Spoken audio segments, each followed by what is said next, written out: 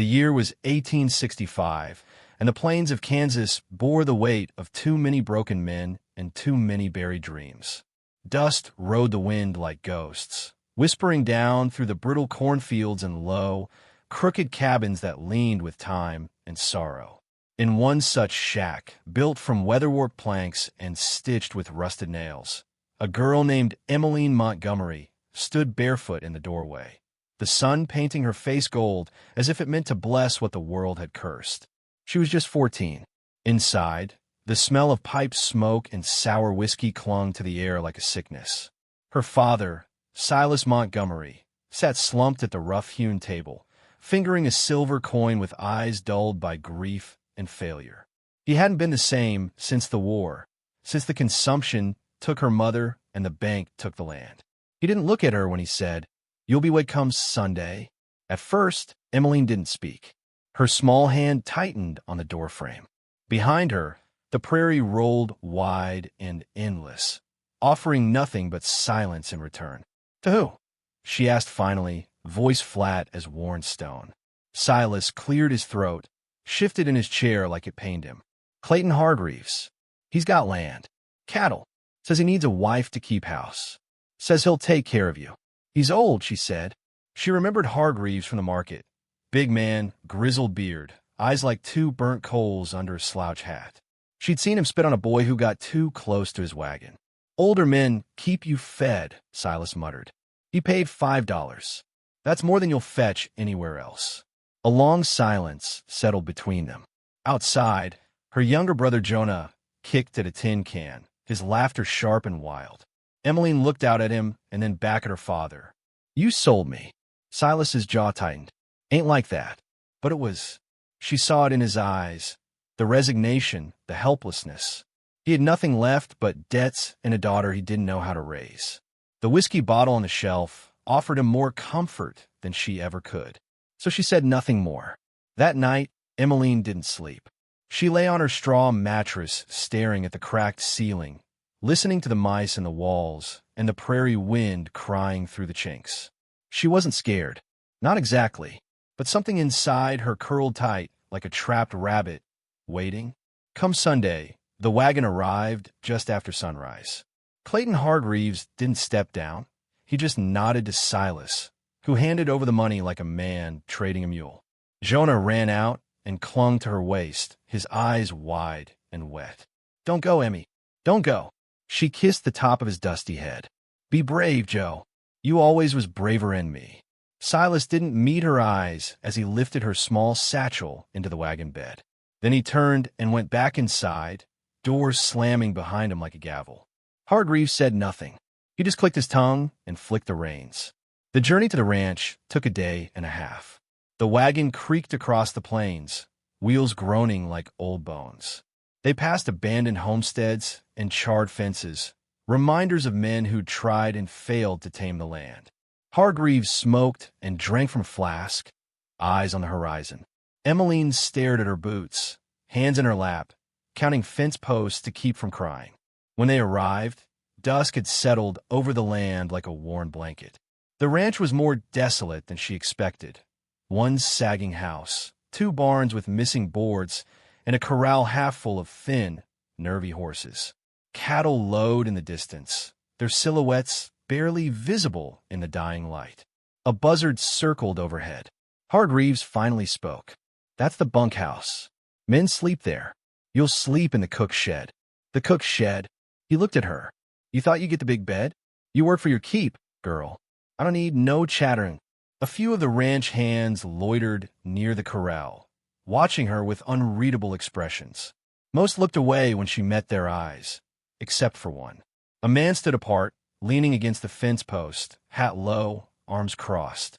He was younger than the others, maybe mid-20s, clean-shaven, but with a scar running from jaw to collarbone. His eyes met hers, steady and quiet. Then he turned and walked away. Inside the cook's shed, the air was thick with old grease and ash. A single cot sat against the far wall beside a broken stove. Evelyn set her satchel down and sat beside it, hands folded in her lap. There were no curtains, no comfort. That night, she cooked stew for 8 men. They didn't speak to her. They scraped their bowls and left. Hargreaves grunted his approval, then vanished into the main house. When she finally returned to the shed, her arms ached, her dress was stained with sweat and broth, and her feet throbbed. She lay on the cot and stared at the ceiling. It creaked once, twice, then stillness. Days passed. The routine was grueling. Up before dawn, fire lit, breakfast made, chores done before heat or frost set in. Hargreaves only spoke to bark orders or criticize her stitching. The men kept their distance, most of them anyway. Some muttered crude things when they thought she couldn't hear. She learned to keep her eyes low, her answers short, except for the quiet one. His name, she learned, was Jesse Rourke. He moved like a man half made of shadow, silent but purposeful. He treated the animals better than most men treated their wives. Once, she saw him carry a broken foal on his shoulders across half a field. Another time, he shot a coyote that came too close to the chicken coop, then spent an hour repairing the fence. Still, he never spoke to her. Not until the night she found the dog. It was a scrawny mongrel, ribs showing, one ear torn. It had wandered too close to the main house. She heard the shouting first, then the crack of a whip. Hargreaves stood over it, belt in hand, spittle flying from his mouth. "Filthy mutt. You come round here again, I'll skin you." The dog yelped, bleeding from its flank. Emmeline stood frozen behind the barn, hands clenched. Then a voice, low and sharp. "That's enough." Jesse stepped forward, rifle slung over one shoulder. Hargreaves turned, eyes narrowing. "You got something to say, Rourke?" Jesse didn't flinch. "You hire me to break horses, not watch you beat dogs." Silence stretched like wire. Hargreaves grunted, spat, and walked away. Jesse knelt beside the dog, examined the wound. "Ain't deep," he muttered, scared more than hurt. Emmeline stepped forward. "Will it live?" He looked up at her. For the first time, their eyes met without fear between them. "If it wants to." That night, she found a blanket folded outside her door. No note, no explanation, but she knew it was him. The next morning, Jesse handed her a cup of coffee. No words, just a nod. She took it, warming her fingers against the tin, unsure if her heart should ache or flutter. Later, while feeding chickens, she caught him watching her from the barn loft. Not in the way some men looked, hungry or cruel, but like he was trying to read her soul through her posture. She didn't look away. One evening, as the sky bruised purple, she found a carved bird left on the wood pile. Small, rough, but graceful. She turned it in her hands, marveling at the delicate wings. "You made this?" she asked him that night, standing beneath the eaves. Jesse shrugged. "Something to do." "Why?" He met her gaze. "You looked like you needed something beautiful." She didn't cry. Not then. But something inside her loosened. The days bled on. Winter hinted at its coming in the air. The shadows grew longer. Hargreaves drank more. He'd begun watching her differently, hands lingering on her shoulder. Words slower, thicker. "You'll be a woman soon," he said one evening, standing too close. "I waited long enough." That night, she packed her things. But before she could run, Jesse stepped into the shed. "I seen him," he said. "Seen the way he looks at you. I'm leaving. He'll catch you. I'll try anyway." He studied her for a long time. Then he said, "Wait 3 days. I'll get you out. Proper." "Why?" Her voice cracked. "Why would you help me?" He looked away. "Because someone should have helped my sister." And didn't. The shed went quiet except for the wind pressing against the wood. Emmeline sat down, her heart pounding. She didn't know if it was hope or fear she felt. Maybe both. Outside, a coyote howled. Inside, the carved bird lay in her palm, wings spread like it might fly. 3 days passed like slow-dripping molasses, each sunrise carving deeper grooves of fear and resolve into Emmeline's young face. The girl who once jumped at shadows now moved with wary purpose, eyes scanning every fence line and silhouette, ears tuned to every snap of twig or scuff of boots. She slept with her clothes on, a small satchel tucked under the cot, and Jesse's carved bird clutched tight in her hand. Clayton Hargreaves had grown meaner, mean like a cornered wolf.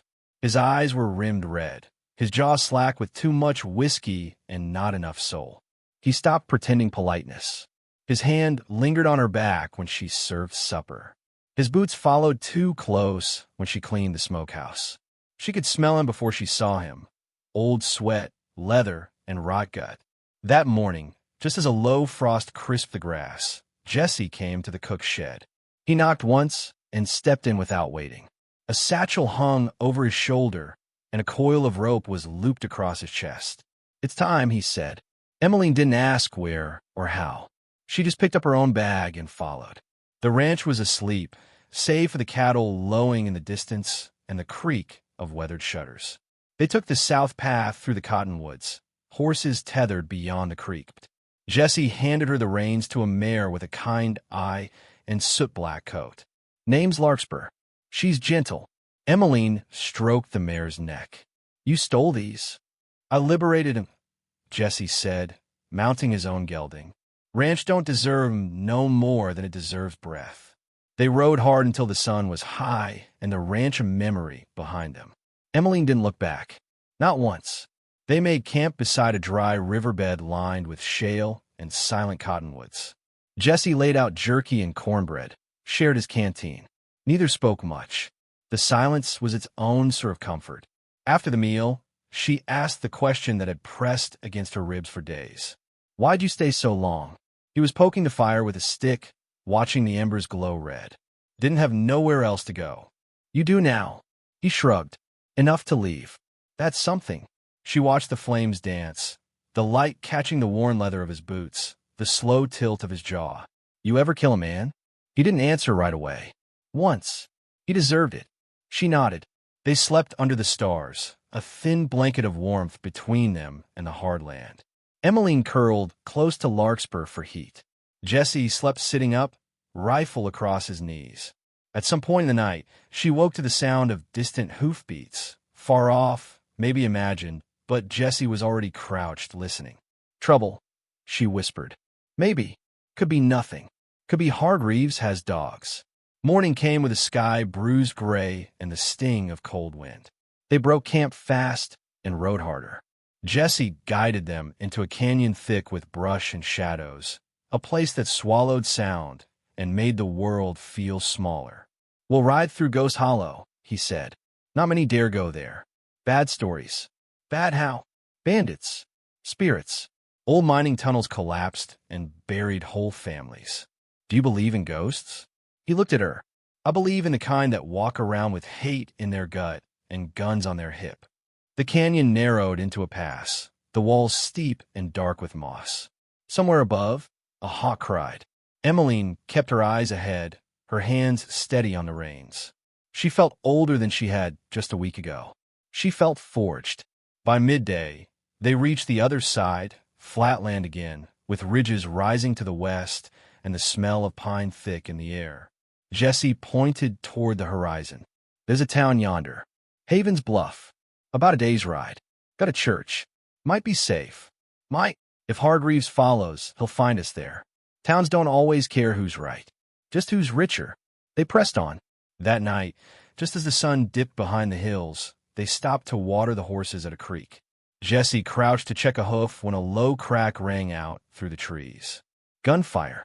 He moved fast, rolling Emeline down behind a boulder. Another shot came, then silence.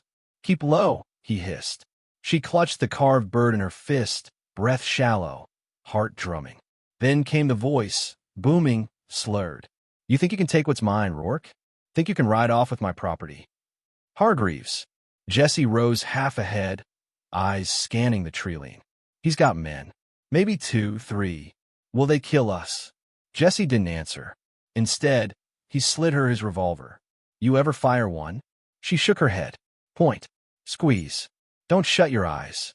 He vanished into the brush. Emeline crouched behind a rock, fingers trembling on the handle. The world had gone very still. The birds were silent. Even the creek seemed to hold its breath. Then a shot. Closer this time. She risked a glance and saw Jesse wrestling one of the ranch hands to the ground, dirt and fists flying. Another man emerged from the trees, rifle raised. Without thinking, Emeline stood, aimed, and fired. The kick shocked her. She stumbled back, ears ringing. The The man dropped his rifle, hand bleeding, cursing. She didn't wait. Ran to Jesse, who was staggering to his feet, lip bleeding but alive. "Go," he shouted. They mounted fast. The gelding balked once, then took off. Larkspur followed. Emmeline crouched low in the saddle. Behind them, Hargreaves bellowed, "You're dead, Rourke. Both of you." They rode until their lungs burned and the horses lathered. When they finally stopped, it was in a ravine thick with pine and silence. Jesse slid off his horse and bent over, hands on knees. "You shot him," he said, breath ragged. Emmeline was shaking. "I didn't aim right." "You aimed enough." They built no fire that night. Ate nothing. Slept in shifts. The stars above watched in silence. Come dawn, they crested the ridge and saw the spire of a church rising in the valley below. Haven's Bluff. It looked small but clean. Smoke from chimneys. A few wagons. A blacksmith hammering in the distance. A place that could mean rest. Or risk. Jesse looked at her. "We go in, folks'll ask questions. Then let's give 'em answers," she said. They stabled the horses and walked through the main street, dust curling up around their boots. People watched, but no one approached. They went straight to the chapel. Inside, it was dim and quiet, the scent of old wood and candle wax heavy in the air. A preacher, gray-haired and kindly-eyed, turned from the altar. "You folks need sanctuary?" he asked. Jesse nodded. "More in that. We need truth told." The preacher listened. Didn't speak for a long while. Then he said, "If what you say is true, she ain't property. She's a child in danger. This town don't hold with men like that. You'll help us?" Emmeline asked. The preacher looked her in the eye. "We'll stand between you and hell, child. You have my word." They were given a room above the general store. Warm food, water, blankets that didn't smell of mold. Jesse stood awkwardly at the door that night, hat in hand. "You're safe now," he said. "For a while. You're not leaving?" Her voice wavered. "I'm thinking on it. Been running too long." She stepped closer. "You saved me." He smiled just barely. "Maybe you saved me." That night, as she lay beneath clean sheets, she thought of the plains behind them, of Jonah's small arms around her waist, of her mother's voice in the wind. She was not that scared, barefoot girl anymore. And the quiet cowboy who'd come for her. He wasn't just a shadow. He was something else entirely. Something worth fighting for. And far off, somewhere beyond the starlit fields, a storm was coming. She could feel it in her bones. But for now, she had peace. And tomorrow would come. The preacher kept his promise. For 3 days, Haven's Bluff stood as a quiet harbor. The townsfolk, hard-faced men and tired women with work-worn hands, watched Emmeline and Jesse with something like guarded sympathy. No one asked questions out loud, but they all seemed to know the shape of what had happened. Whispers trailed behind them like wind through tall grass. Girl too young. Rancher gone bad. Cowboy with a past. Emmeline helped in the chapel kitchen, peeling potatoes beside the preacher's wife, who spoke only when necessary and touched her shoulder with gentle understanding. Jesse spent his days repairing the church's sagging fence and splitting firewood, his movements calm, but his eyes always scanning the street. At night, he sat on the edge of the cot by the window, rifle close, listening to the wind like it might carry danger with it. On the 4th morning, the trouble found them. It began with the sheriff. He came in from the East Trail, flanked by 2 deputies and a lean, sharp-jawed man in a fine wool coat. The man rode a high-stepping chestnut and carried papers tucked in a leather folio. Jesse saw them first, from his perch near the churchyard. He was already down the steps and heading toward the general store before their horses hit the main street. Emmeline was inside folding linens when the bell above the door rang, and the preacher stepped in, face tight. "Child," he said gently, "you best come with me." The man in the fine coat was waiting by the well. He looked at her like she was a sack of coin. "You the girl who fled the Hargreaves ranch?" Emmeline didn't answer. The sheriff stepped in. "Name's Sheriff McCready. This here's Mr. Julian Traft, representing Mr. Clayton Hargreaves." "He ain't no man," Jesse said, stepping between them. "He's a monster who bought a child." Traft smirked. "He's a respected landowner. You, on the other hand, are a vagrant with a record." McCready shifted, uncomfortable. "Let's all calm down. Let me speak to her." Traff said, taking a step forward. Jessie blocked him. Not without her say-so. Traff produced the papers. This is legal proof of arrangement. Her father's signature. Witnessed and stamped in Fort Bastion. That makes her the lawful bride of Mr. Hargreaves. The word bride hit like a slap. Emmeline felt the air thicken. She was 14, Jessie said, voice low and tight. 15 now. Legal age by territory standards. I don't care what ink you've got on a page, Jessie growled. She's not going back. Traff's smile thinned. You think this town will take your word over ours? You think they'll risk a lawsuit from a man like Hargreaves? Emmeline stepped forward. I ain't property. I'm a person, and I ain't going back. The sheriff looked between them. We'll hold a hearing. Let Judge Raleigh decide. Tomorrow morning. Traff nodded. Fine. But until then, the girl stays put. That night, the church felt colder. Jessie paced like a caged animal, checking the windows every few minutes. Emmeline tried to eat, but couldn't swallow past the stone in her throat. He's got papers, she whispered. And money. What if the judge? Jessie knelt beside her. Then we run again. Her eyes filled. I don't want to keep running. I know. He touched her hand. But I'll keep you safe. No matter what. At dawn, the bell above the chapel rang. Folks gathered in the hall of the town meeting house. Worn benches, one crooked gavel, and Judge Raleigh, a man with a white beard and sharp eyes. Traff sat smugly beside the sheriff, documents lined up like weapons. Emmeline sat beside Jessie, hands clenched in her lap. Raleigh called him forward. Tell me what happened, he said. So Emmeline told him. Her voice was steady. She spoke of being sold, of the long rides and the bruises and the nights she cried into her pillow. Of Jessie, of how he came not with promises, but with quiet strength and open hands. When she finished, the hall was still. Traff stood. The law is clear. The father had rights. The arrangement was made legally. The girl is young, yes, but not unlawfully so. This isn't about emotions, it's about contract. Contracts don't own people, Jessie snapped. She didn't sign a damn thing. Raleigh lifted a hand. Enough. He looked at Emmeline. You understand the risk you're taking? If you stay, you'll be hunted. The law will have gray places. Towns may not protect you like this one has. She met his gaze.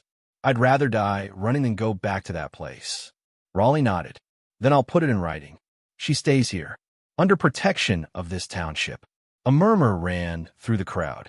Traff rose, furious. You'll regret this. Hargreaves will see every one of you in court. Let him, Raleigh said. Traff stormed out. By dusk, it seemed they had won. But the preacher came to them after supper, eyes solemn. There's talk he's coming himself. With men. Guns. Emmeline's heart sank. Jessie nodded. Then we prepare. The town came together that night. Men with rifles, women boiling water, and gathering bandages. Jessie helped set up barricades at the north and east trails. Emmeline helped string up lanterns and deliver ammunition. No one slept. They came at dawn. Dust rose like smoke on the horizon, a dozen riders deep.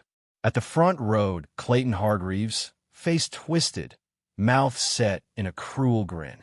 He held a shotgun across his saddle and shouted as he came close. Give me the girl, and no one gets hurt. The sheriff stood firm, rifle in hand. This town don't recognize your claim. You're harboring a thief and a kidnapper.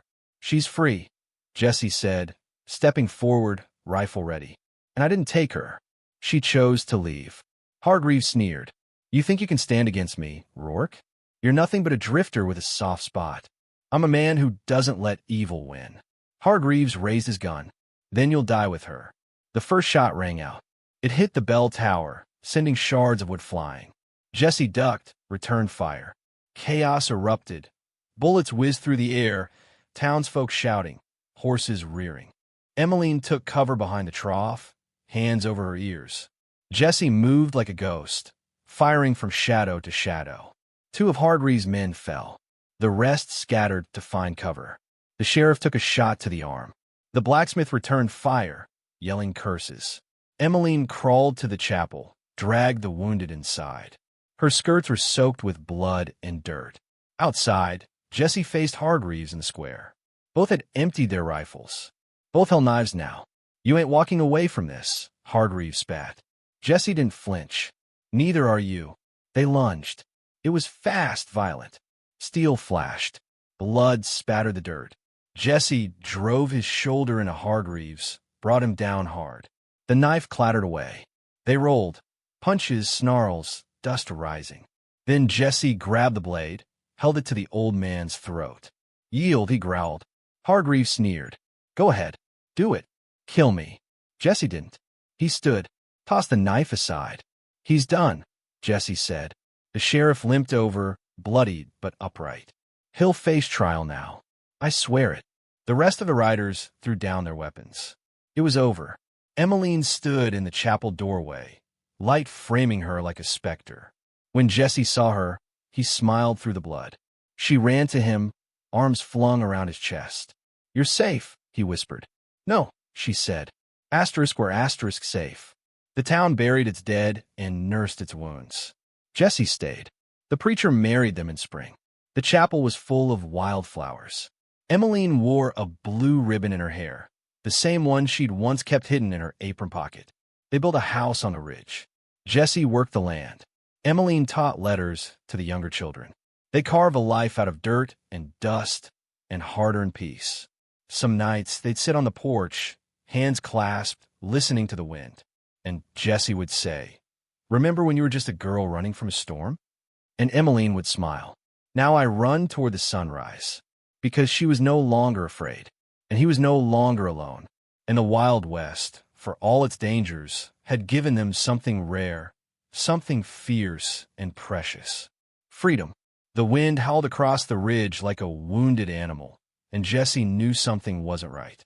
The earth had a stillness to it, the kind that settled in just before bad things arrived. It had been 3 months since the standoff with Hargreaves, and though Jesse had tried to believe the worst was behind them, he couldn't shake the itch between his shoulder blades, the one that told him danger was never far off in a place like this. He stood outside the small cabin he and Emmeline had built with their own hands, one boot resting on the edge of the porch, rifle across his lap. The prairie stretched wide and silent, golden under the setting sun. Somewhere to the north, a coyote yipped, but that wasn't what caught his attention. It was the rider, far off at first, just a speck on the horizon, but coming fast. Jesse rose, called inside. Emmy. She stepped out, wiping flour from her hands, her apron dusted white. Someone coming? He nodded. One, moving like he means business. She looked out over the ridge. Her face was older now, wiser in ways that went beyond months. She wasn't a child anymore, not even close. The lines around her eyes spoke of hard mornings, sleepless nights, and the weight of surviving something no one her age should have endured. But her spine stayed straight, her jaw firm. I'll fetch the pistol, she said, disappearing inside. By the time the rider reached the edge of the yard, Jesse stood ready. The man dismounted. He was lean, wrapped in a travel-stained duster. His beard was patchy, eyes bloodshot. He raised his hands, but Jesse didn't lower the rifle. You, Jesse Rourke? The man asked, voice cracked from the trail. Depends. Who's asking? Name's Ellis Poe. I rode out of Fort Bastion 3 days back. Been looking for you and the girl. Jesse's grip tightened. You with the law? Poe shook his head. I'm with revenge. That made Jesse pause. Emmeline appeared behind the doorframe, pistol at her side. What do you mean, revenge? She asked, voice steady. Poe glanced at her, surprised. You're Emmeline? She nodded. He looked back at Jesse. Clayton Hargreaves is dead. Jesse didn't move. Poe continued. Someone put a bullet through his skull 3 weeks ago. In his sleep. They found his ranch hands tied up in the barn. No sign of a break-in. Real clean. Word is his younger brother's looking to take the ranch back and clean up the mess left behind. Hargreaves had no kin, Emmeline said. Poe gave a bitter smile. That's what everyone thought. But turns out he had a bastard brother. Name's Milo. Half Choctaw, raised rough in the bayous. Meaner than Clayton by half and twice as smart. Word's out that he's coming, and he ain't looking to talk. Jesse exhaled slow. Why warn us? Poe's eyes flickered. Because Milo's the one who killed Clayton. I used to ride with him. He told me where he was headed before we split. Said he wanted to clean up loose ends. I figured you were the loose end. Emmeline's hand gripped her pistol tighter. Poe stepped back toward his horse. I done my part. I got no interest in dying for anyone else's blood. But you got maybe a day before he's at your door. Less if he's riding hard. And just like that, Poe mounted up and was gone, dust rising behind him like a ghost trail. That night, Jesse and Emmeline didn't sleep. They packed essentials, ammo, dried meat, water. Emmeline braided her hair tight and wore her boots laced high. Jesse sharpened his knives and checked every bullet twice. They didn't speak much. There wasn't anything left to say. By dawn, they were gone from the cabin, headed west through the ravine trails only Jesse knew. But Milo had hunted men before, and Jesse knew it wouldn't be long before he picked up the signs. 2 days into the hills, they stopped at an old trapper's shack, abandoned and leaning. It offered shelter from the wind and a vantage point to watch the pass. I don't want to run forever, Emmeline said as they ate cold beans by the fire. I know, Jesse replied. I'm tired of hiding like I did back then, of waiting for the next monster to ride in. He looked at her, eyes soft despite the lines of grit in his face. You want to fight him? She nodded. I want to end this. Jesse didn't argue. He just squeezed her hand and said, Then we make our stand here.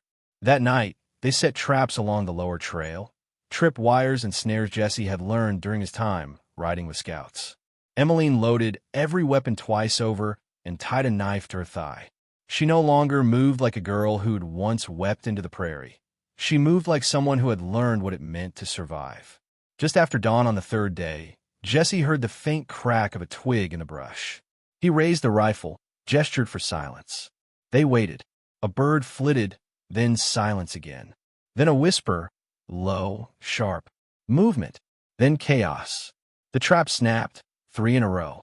A scream, a shout, then the roar of a shotgun.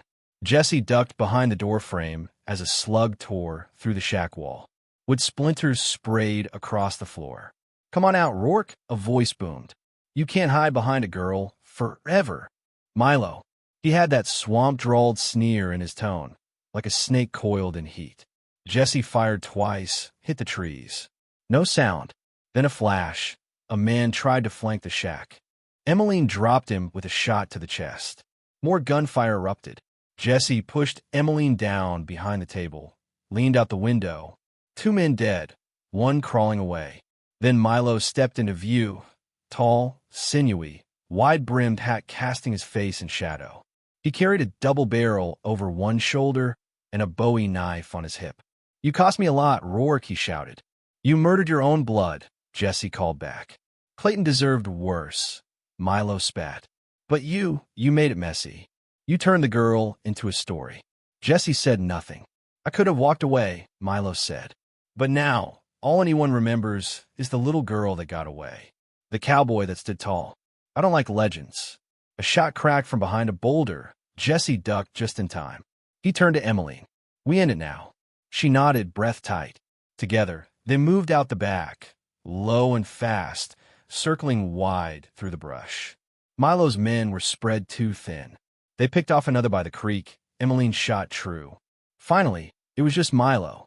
He stood in the clearing, back to the setting sun, waiting. Jesse stepped out first. I ain't hiding, Jesse said. Come take your shot. Milo grinned, lifted the shotgun. Emmeline emerged behind him. Drop it, she said. Milo didn't turn. I ain't afraid of children. I ain't a child, she said and fired. The shot hit his leg. He dropped to one knee. Jesse rushed him, tackled him hard. The 2 men fought in the dust, grunting, bleeding, fists flying. Milo got a hand on his knife, slashed Jesse's arm. Jesse roared, pinned him down. You done killing? Jesse growled. Milo spat blood. Not yet. Emmeline walked up, rifle raised. She looked Jesse in the eye, and he nodded. She fired once. Milo jerked, then slumped. It was over. Jesse sat back, bleeding but alive. Emmeline dropped the rifle, breathing hard. They didn't speak for a long time. The sun dipped low, casting red light across the hills. Later, they buried Milo under a pile of stones and burned the bodies of his men. By morning, the trapper's shack was ash and smoke, and Jesse and Emmeline were already walking again. Westward this time, toward the line of mountains where no one knew their names. They carried nothing but what mattered. Each other. The story followed them, as stories do. But this time, they weren't running from it. They were walking into the next chapter, and the wind at their backs carried only the sound of freedom.